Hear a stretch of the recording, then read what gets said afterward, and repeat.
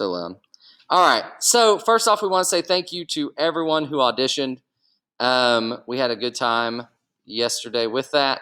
And what we want to do is we're walking through just sort of like what it means to be a part of Viking theater and what that looks like in terms of your commitment, and also just so you can sort of see the plan. So if you didn't audition and you're wondering, you're going to be in the know. If you did audition, you get cast, you'll know what our expectations are. Okay? So this is something that we're working on, and Ms. Ribeiro still build onto this, but we're going to have a living document. It's called Actor Prep. So just how you prepare for auditions, you should prepare for rehearsal. You should come in with things to do, with ways that you want to impress us and stand out. Like that's something that you should be doing on the regular. This booklet helps you do that. This is all stuff that you can work on outside of rehearsal to become a better performer, okay? So this one we're already building for Macbeth. You're going to see we put dates in there. And you're going to see the first thing on the list is Viking theater contract, okay? So we're going to talk through the contract right now. You'll also see in this already we have positions. So that's going to tell you like who's the director, who's the tech director, who's the stage manager, who people are. Rehearsal calendar will be in this document for you. So you can just, and we'll actually print these out, but we'll also give you a link. So yeah, so you're going to be able, so if you lose yours, you'll be able to go find it, okay? Script work, character analysis, Udahaga design questions, moment by moment, vocal variety, action and beats. All of this stuff is stuff that we're putting on there that you can work on.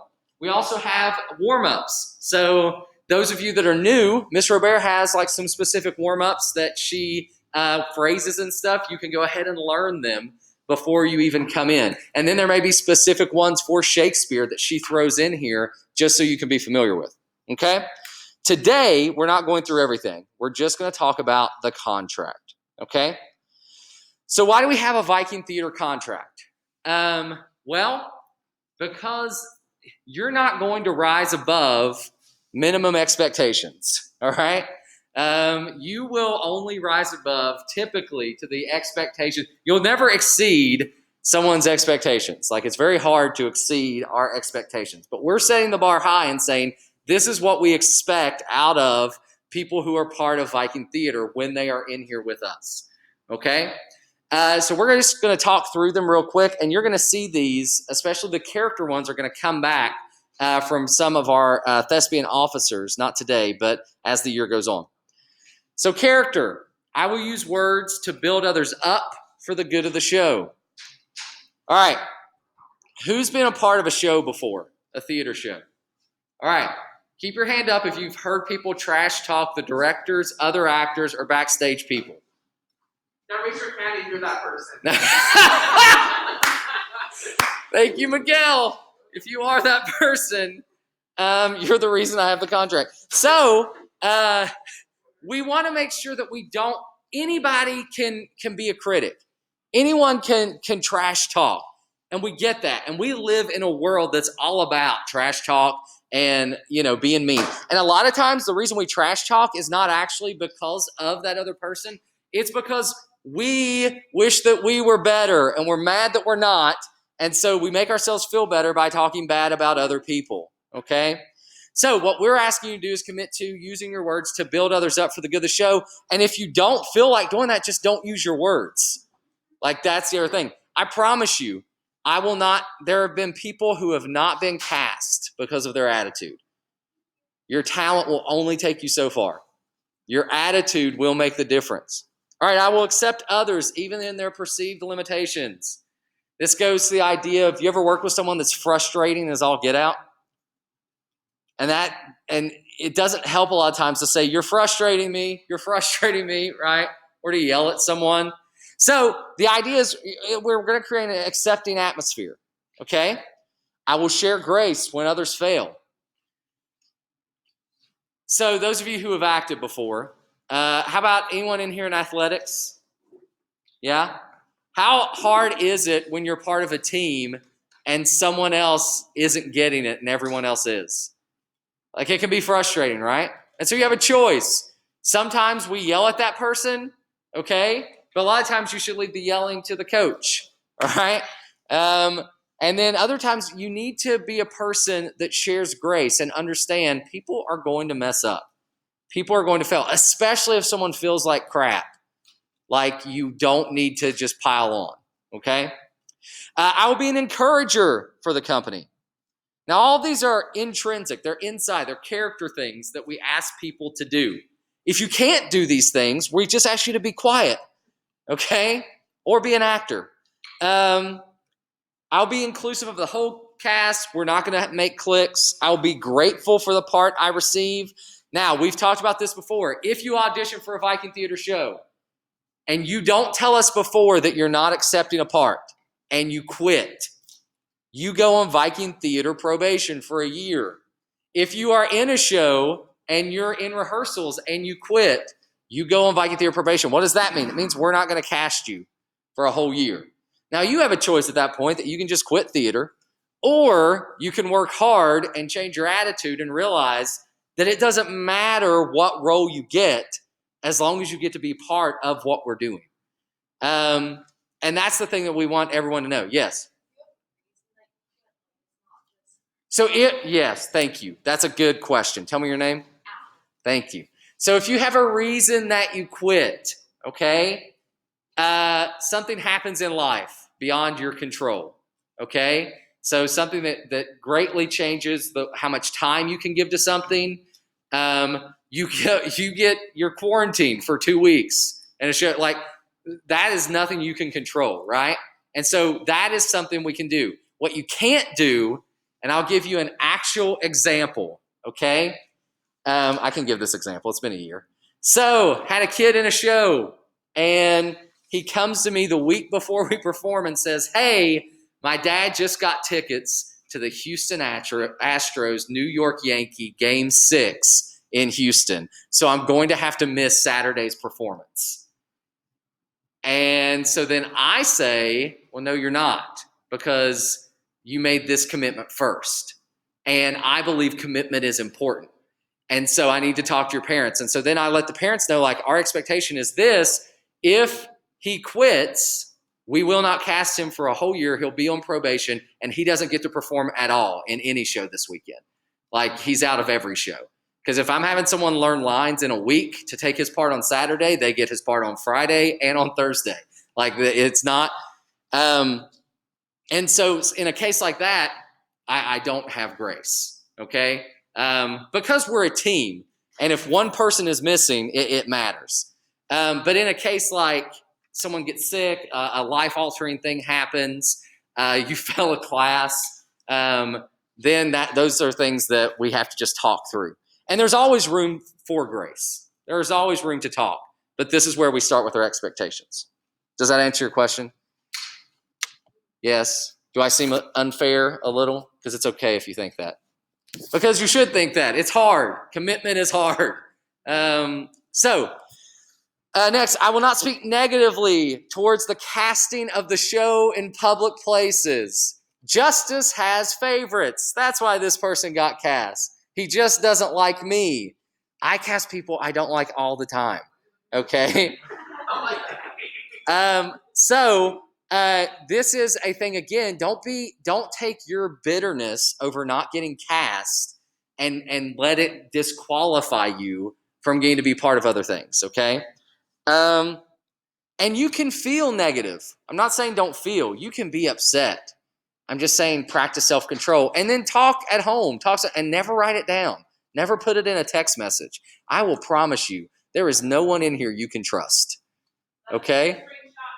Someone will screenshot and it will make its way to my phone. And when that happens, then I address it. Okay? All right. Next, I will give my time to work on the show in rehearsal.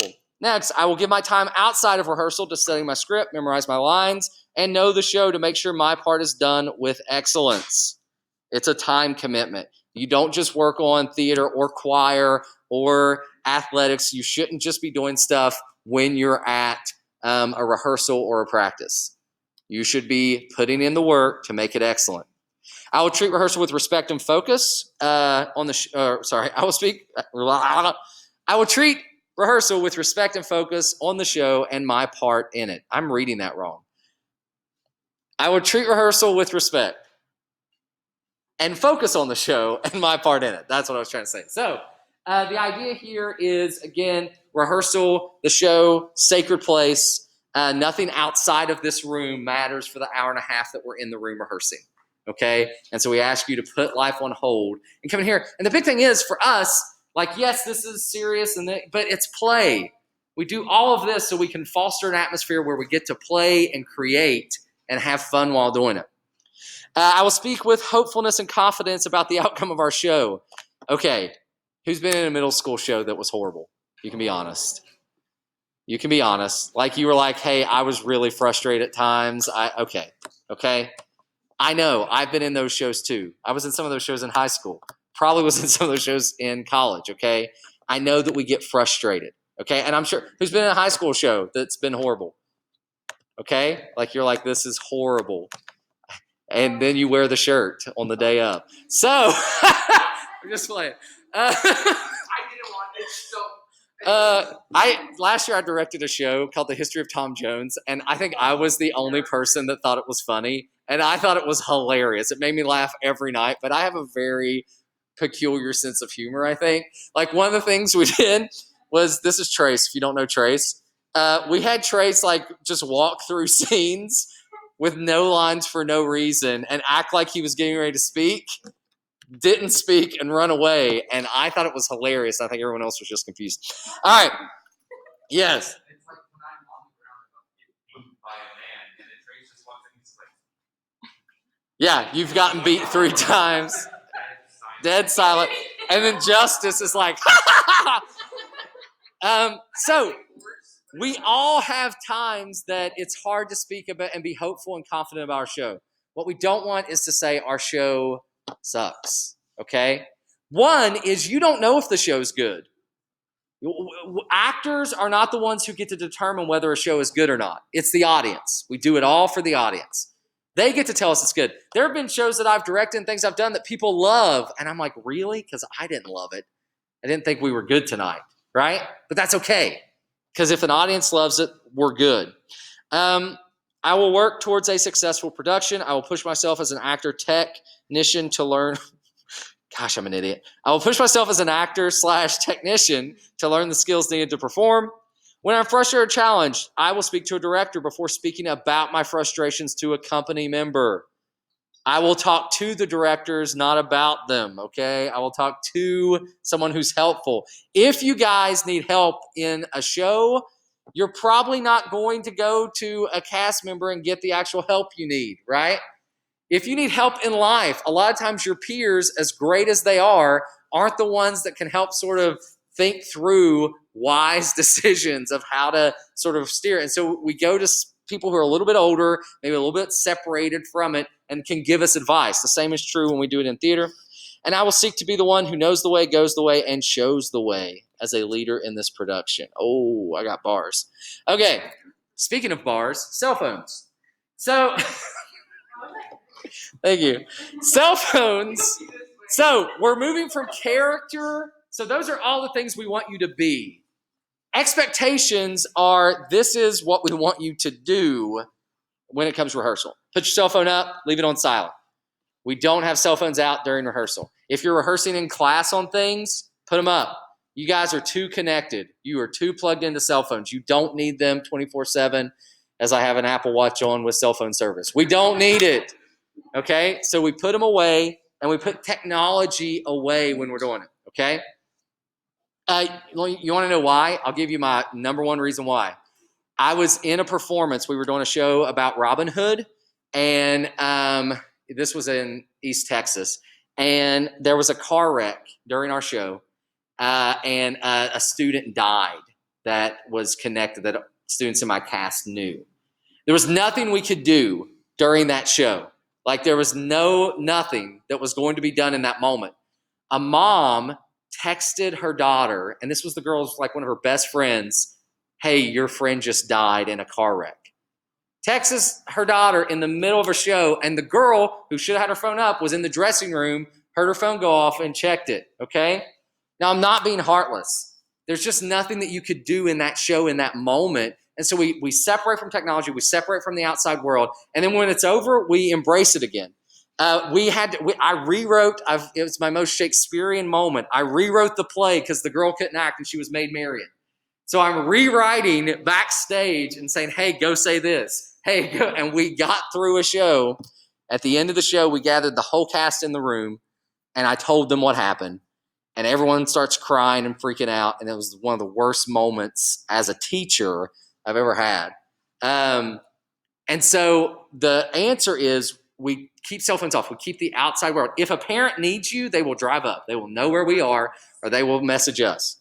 But we keep phones up and off during rehearsals and during the production. You turn them into us. You come into Oh, yeah. and put them in a basket. Yeah, the stage manager will have a place as she marks your attendance, and you turn them off, turn them in, or you don't bring them, which is also fine. Cell phone. Oh, got it. Arrive 10 minutes early, 10 minutes before call time. So a call time on a list, if it says be here at 4:30, that means come at 4:20 and be ready to go on or warm up. Okay, it says be here at 4:15, 4:05. To be early is to be on time. To be on time is to be late, and to be late should never happen. If you're late, if you're running late, you always message. I'll probably get into this. Yeah, communicate. If you're going to be late, contact the stage manager. You will have their phone number. They will have yours. If you're late, that doesn't mean just contact the stage manager absolves you. You are probably still going to get a talking to from me or Mr. Robert, like, what's happening? This can't be the normal. Next, you attend all rehearsals you are called for. If you're sick with fever, don't come. If you have COVID symptoms this year, don't come.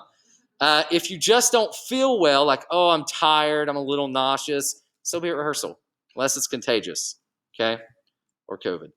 You must be at school to be at rehearsal or perform on stage. You cannot skip school and then come to rehearsal or a performance. If it's excused, like if you have a doctor's appointment, if it's an excused absence, if you're a virtual student, that's fine. But I don't feel like going today, but I'm just coming to rehearsal. yeah, especially performance days. One, because the principals hate that when we have students performing and they weren't at school. So if it's an unexcused absence, you can't come, okay? It's your responsibility to learn all blocking lines and stage duties for the show. Rehearse at home. In rehearsal, you should be seated where a director asks you. Don't be where we don't know, and if you don't know where to sit, just sit in the front row of the audience. Rehearsal and backstage are not for socializing and talking, so don't do it. It's for working. No food or drink besides water should be on stage. No gum. No gum, no gum. You cannot bring a friend or brother or sister to rehearsal. No guest. We don't allow it. So we don't want your guests to come in unless it's been pre-approved. Come to rehearsal prepared with script, a pencil. Always have a pencil, paper for notes. Have character shoes and any other items that are asked for by the director. So you don't show up without a script. You will get yelled at. You don't show up without a pencil. You don't show up without knowing that you're going to get notes. Actors' techs will be able to help clean and organize the space from time to time. So if we ask you to sweep, sweep. You are a student before you're an actor technician. Grades must be kept up. We'll follow the UL guidelines for grades. If no pass, no play. But in addition, Viking Theater requires all on-level classes to remain at an 80 or higher, and all IB AP level classes to remain at 70 or higher. If your grade drops below this, we will contact parents and your teacher to come up with a plan. If your grade is below this, you may have to miss rehearsals to catch up on work, which will be an unexcused absence. If you at the beginning, you have conflicts at the beginning of each process. So if you have dates you can't be at rehearsal, you turn in those dates. Okay? If you're in one-act play, we do a retreat. You can't miss the retreat. If you're in one-act play, we do clinics. You can't miss the clinics. Also, you can't miss any performances. Any absence that's not listed on your conflict sheet will be treated as an unexcused. 2 unexcused absences may result in recasting and putting someone else in your position and making you an alternate. 3 unexcused absences may result in removal from the production. Okay? You guys got to take care of your stuff. This is about scripts, personal properties, costumes. You are making sure that you are doing all that. Also, you may have to purchase undergarments, leotards, and or dance shoes as required. Actors are not directors. You are actors. So do not give notes to each other. Do not give notes to each other. Hey, it would be really cool if you... No! Don't do it. Okay? We did that in here for monologues when we said give And it's only if a director says give each other feedback, that's totally different than you going, hey, you know what would be cool? You know what would be cool? It would be if you are an excellent actor. That would be cool. So if you're doing everything to excellence and you have everything memorized and like you are on every rehearsal, that would be cool. Nothing else would be cool. Okay? Yes. Can we ask other people to give us? No. You can ask us. Because am I going to be nice when I give you a note? No. Am I going to be honest? Yes. Yes. Am I going to make you better? Yes. Sure. Hopefully. Right? Ask us. Don't ask each other. Don't get someone else in trouble. Show respect when you're speaking to the stage manager. Stage managers are other students. But when they're stage managers, it's just like you're talking to one of us. And it does not matter. You do not have to like the people that you act with. You don't have to be best friends with the people you act with or who's your stage manager. None of that matters. What matters is that you show respect and you give respect, okay? Rehearsals will only be during the time listed. We will not hold you late, so please don't show up late. And you are required to be picked up within 10 minutes of rehearsal ending. If not, we have an issue, okay? Especially when we are at other buildings, because we practice sometimes at the Bryan Pack. We practice at different places. Am I serious about this one? Yes, okay? I mean, it could be you get dropped from a show if it's taking too much time to get you picked up. If you know your parents run late, tell them rehearsal ends 15 minutes before. And don't be a person who's like, hey, I'll text you when it's time to pick me up. I let you go when it's time to go, okay? And if you're a person who it's hard to get rides or get picked up, just talk to your friends or talk to us and we'll figure something out. Also, you must be at work days, okay? So the consequences, if you fail to meet these expectations, level 1, conversation. Level 2, director, parent, student conference. Level 3, dismissal from the production. Level 4, 1-year probation. Level 5 could be a removal from class, okay? And productions. And just know this, we want everyone to succeed. We want to be excellent, and that's why we have this. You have to sign it, read through it with your parents. If you are interested in like thespians and you want to be a thespian officer, you have to attend work days. You actually have to act and be in tech. It can't just be one or the other. So if you're wanting to be like a president, vice president, some officer in our thespian organization, which we love, you have to be a part of Viking Theater. And being a part is not just being on stage, okay? It's doing the work in every position that you can. Anybody have any questions? No questions? Okay.